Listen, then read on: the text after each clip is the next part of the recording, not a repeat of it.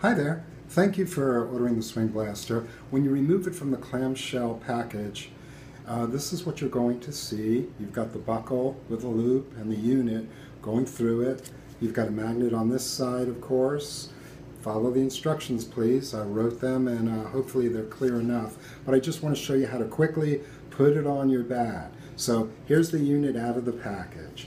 You'll notice that on one side you've got the hook and loop that engage, and the end of the strap is shipped so that it's engaged right about there.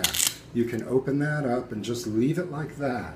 Now, you're going to take the knob and make sure the magnet is facing in the direction of the knob when you install it. Just like this. Okay, so you can see that the magnet is facing the knob.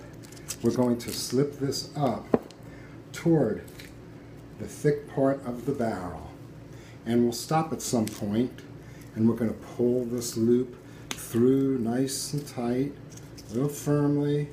We want to get, as the instructions say, right below where the barrel is starting to thicken and expand.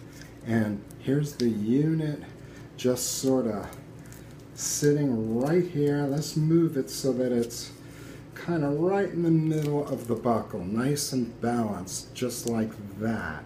You could see the bracket showing on both sides, and then we're going to pull this strap nice and tight and cinch it around, and there you have it. It's that easy. Now if the unit is sliding downward, what you want to do is just grab the strap and just push it upward.